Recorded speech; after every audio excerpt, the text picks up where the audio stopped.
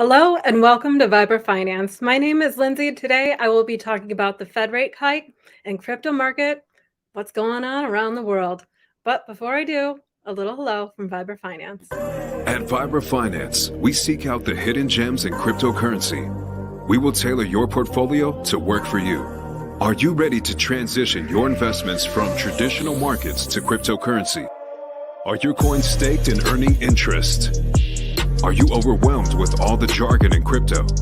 Is your portfolio underperforming and you want to reposition into consistent winning blue chip coins and viable projects? Do you feel like you missed out on DeFi, Metaverse, and NFTs? Here at Viber Finance, we provide you with the data, skills, and tools you need to stay on top of the digital asset market. Viber Finance, we are the future of crypto. Yes, we are, and the future of crypto looks bright. Let me pull up my screen here so you can see these crypto bubbles that are live and looking nice and green this week. So this week, the Fed announced a rate hike, and we were expecting 0.5, and we ended up getting 0.25. Now, if I could get my mouse over there, I will show you a little bit of the clip from Chairman Powell here. Today, the FOMC raised our policy interest rate by 25 basis points. We continue to anticipate that ongoing increases will be appropriate in order to attain a stance of monetary policy that is sufficiently restrictive to return inflation to 2% over. So they want it to be sufficiently restrictive to decrease to time. In addition, we are continuing the process of significantly reducing the size of our balance sheet. Restoring price stability will likely require maintaining a restrictive stance for some time. So they're looking at increasing and restricting over a long period of time. So here we have the increase of 25 basis points. And matching market expectations, the Federal Reserve's Open Market Committee hiked its benchmark federal funds rate by 25 basis points to a range of 4.5 to 4.75. So hovering in a narrow range on either side of 23,000 for the past several days has been Bitcoin, and it's remained in the area and actually increased as of this morning since. So with the 25-point basis rate hike largely priced in, to me, that tells me that people were anticipating this. Markets were looking for clues in the accompanying policy statement about whether the central bank was mulling a pause in its monetary tightening cycle. For now, that doesn't appear to be the case. So with the FOMC seeing ongoing increases in rates will be necessary. So this is not the last increase that we will see for this year. So don't be surprised as more perhaps come down the pipe. So here we have economic data rising on Wednesday. Bitcoin rose above 23,000 with 0.7 with the immediate aftermath of the Federal Reserve's moderate increase. But let's see what we have down here. After surging for more than 3 weeks, the crypto markets have been calm, trading in a tight range. So the good economic news, strong growth and productivity, and a hot job market equals bad news for crypto and other riskier asset prices through late 22. But it has morphed. Now the narrative is morphing more into good news equals minimum price action. So Bitcoin's price range narrowed over the last 10 days, and ETH's price has declined in conjunction. So prices moving in conjunction with a technical indicator often help affirm a price move. ETH's price recent decline has occurred while supply has decreased, which counters conventional thinking about supply and demand, but doesn't. Or are these just the headlines that they're putting out there so that you're seeing that ETH's price is declining? That tells me they're perhaps maybe something to look at with ETH, but I'll get into what's going on with ETH in just a little bit. So here we see the S&P closes on a bullish golden cross signal. As expected, the central bank stepped down a little bit. They gave us a little bit of a soft, people are referring it to as dovish instead of hawkish. We'll see how things go. Jerome Powell acknowledged that inflation has eased somewhat, but while downplaying the risk of tightening, the economic recession. Economic recession, we're hearing a lot of that. We're hearing a lot of economic recession. We're hearing a lot of the New World Order. We hear a lot of the new financial plan. Take those headlines into account as those are being told as branding. So and things will come underneath that. So you'll see recession, and then you'll see headlines that come under recession. You'll see the new economic way. You'll see conjuncting headlines that'll go on there. But as we continue on these Thursday mornings together with Crypto Market News, we'll uncover these things together. Here's another one that I had found about Bitcoin spiking above 24,000 as Fed chair talks about disinflation. And that came out 11 hours ago. So the United States the inflation has begun slowing down the world's largest economy. Things are pricing themselves out into oblivion. That can only last for so long. The rate hike and Powell's remarks appear to have gone down well with the crypto markets, which has been trading sideways for a little bit to lead up to the speech. But now they saw the crypto market cap increase by over 40 billion in hours after the announcement. So I don't know if I can really pull this down for you here. This is within a 24-hour span. What has come into the markets? You'll be hearing more headlines about the debt ceiling being raised. And just remember that there are things coming around the corner that will not keep us under such a tight, let's just say, bind for so long. And then here we have Michael Burry sending out a really quick tweet and then thinking, oops, maybe I shouldn't have done that, and then deleting that. So that's funny when you have him and Clayton with what they've been putting out there versus what they've been following through with. So interesting to pay attention to these things. Cathie Wood's crushing it. Here we go. On January 11th, she bought another 1.45 million in terms of United States dollars for my international listeners. She bought $1.4 million worth of Coinbase stock. So here they are purchasing another 33,756 shares on January 11th. Cathie has had the best month ever. Look at her. The fund's value is blockbuster month, growing the ETFs rising nearly 28%. The expressed goal of Wood's innovation, EFT, is to capture growth from forms of technology that could potentially change the world. But after a high-flying increase of 154% in 2020, the market's price slipped 24% in 21 and cratered another 60% in the tightening economy of last year. So all of the macro that's going on is really what's putting these figures into play. It's just our job to pull pieces out of here, pull bits and pieces, and see what these players are doing so that we can perhaps make decisions for ourselves going forward. So Cathie here, we had talked about her being with heavy into Coinbase. Here is the Motley Fool reporting that the lucrative revenue stream for Coinbase is up 1,100% from last year, and it has nothing to do with cryptocurrency.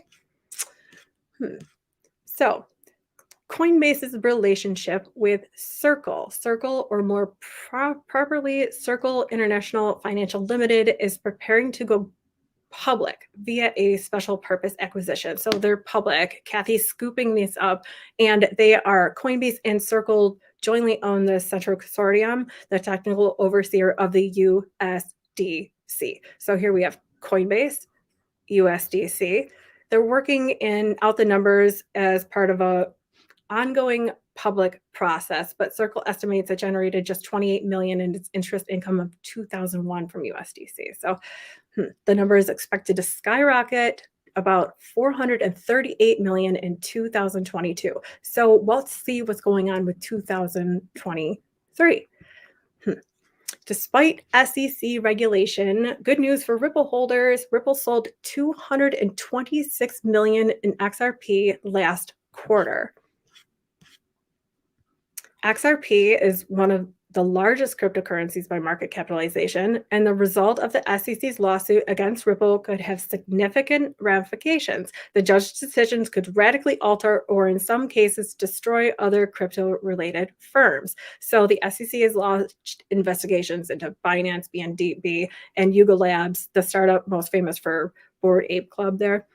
The industry is rallying in Ripple's defense, including Coinbase. Coinbase in New York State, the Southern District of New York, they took them on, and Coinbase lost out on $100 million settlement. So $100 million. In light of the state of Coinbase's compliance system in early 2022, during the course of the investigation, the department took the extraordinary step of installing an independent monitor to immediately evaluate the situation and begin working with Coinbase to fix the outstanding issues. Under the terms of the consent order, the independent monitor will continue to work with Coinbase for an additional year. Coinbase has begun to remediate any of the referenced issues and build a more effective and robust compliance system under the supervision of DFS and the DFS-appointed independent monitor. Coinbase, again, well, we'll get more into that in the coming weeks. What's going on with Ethereum? Ethereum is set to trial staking withdrawals on the Shanghai testnet. This is really exciting. Public testnet Zhejiang will allow any Ethereum user to stimulate, and it will stimulate ETH eventually. That's maybe like a thought of mine there. It will use to simulate the process of withdrawing ETH. So they're allowing this testnet open. These users are getting to come in and they're finally getting to start playing with their testnet. These validators have deposited 32 ETH to open up this valid. So this is a lot of money that is going to be expected to start flowing through here. I believe it was 32 ETH. Yeah, that's right.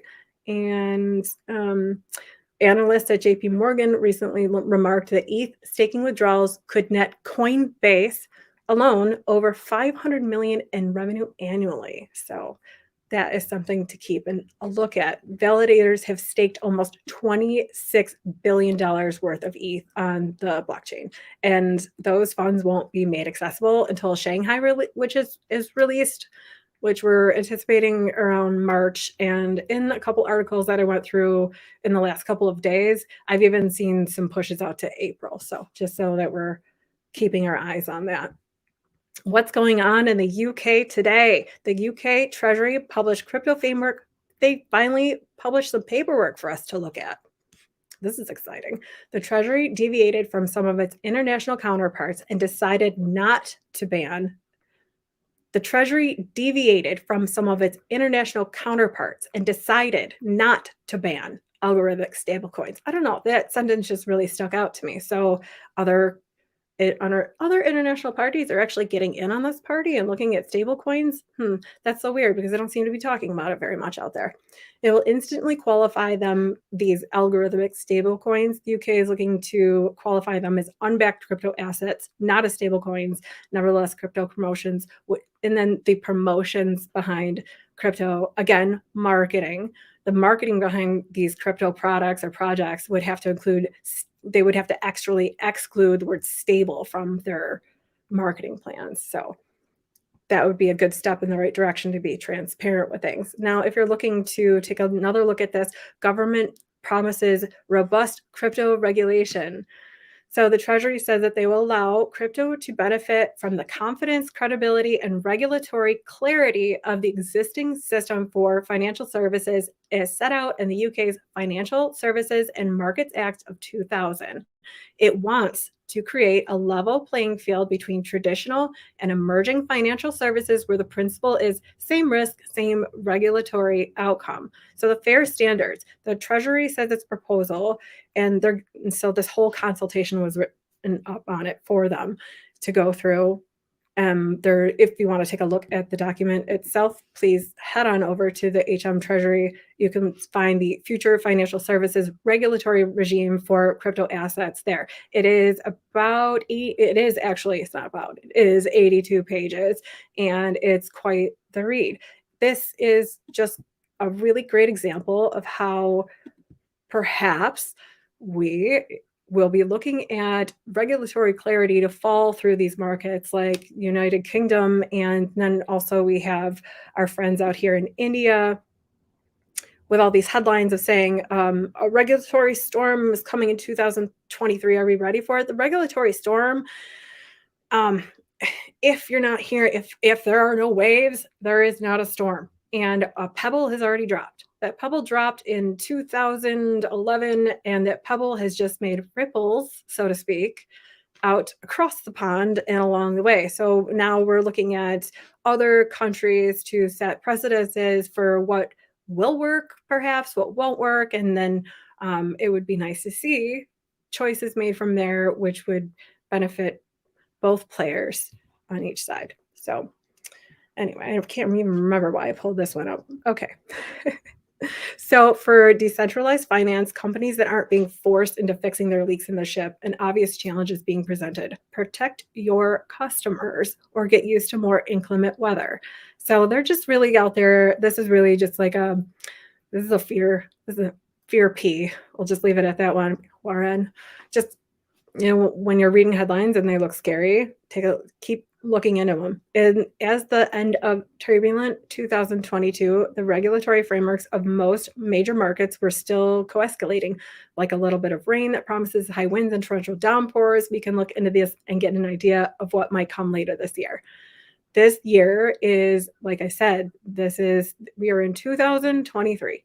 Election year is coming in 2024. And I'm using my hands in a circular motion because it's cyclical.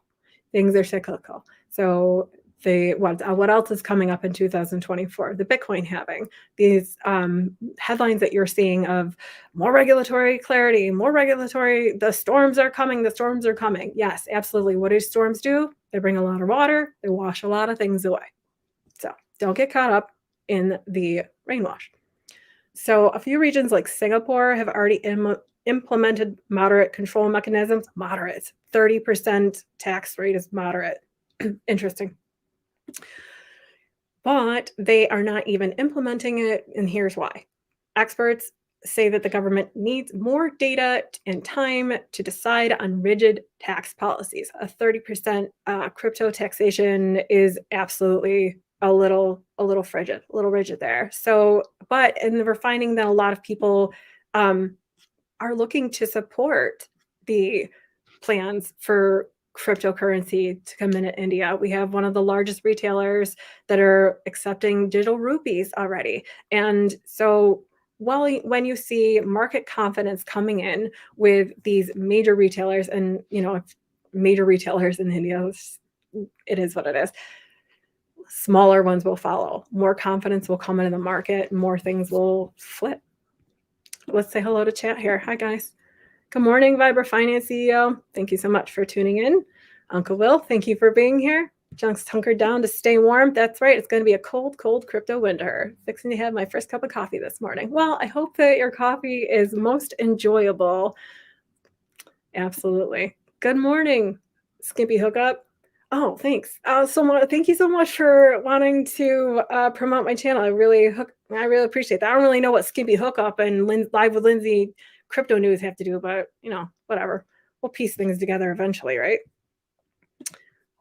And that's right. All right. We will have much summertime ahead of us, but no, as we stay in this crypto winter, keeping warm with your mind and hands busy on other activities besides paying attention to your crypto portfolio is most rewarding. So I encourage you, after you're done with your cup of coffee, to take a nice walk outside, plant your feet firm on the ground, take a nice deep breath of air, and enjoy all the good news that is going around today, because there will be more bad news to come. Things will change in these markets. We will see influxes. We will also see decreases. Pay attention to the macro, not the micro highs, not the micro lows. This is why we encourage you to have a plan going forward so that you can best assess your financial risk, your own financial needs, and what will be most beneficial to you going forward. So here at Vibra Finance, we have created a workbook, a step-by-step guide on how to get started with crypto. It is a workbook for someone who does not hold a coin. It is also a workbook for someone who has coins and wants handy dandy tracker pages, because I have created those for you. I have put in wallet tracker page. I have put in an exchange tracker page. I have put in a coin token tracker page and a password tracker page. It is most important that you store your seed phrases, your passwords, any of your really important crypto data information. Do not store it on your iPad. Do not store it on your phone. No mobile device, no device that is connected to any cloud of any kind. That's how you'll keep your crypto safe. Hacks happen. And once someone gets those keys, bye. Say goodbye to your crypto. So here at Viber Finance, we're here to walk you into the process of getting started with crypto safely. And if you're already in the process and you would like these tracker pages to help organize your crypto information, please head on over to our website. Download it now today. I believe there are only 90 copies left for free.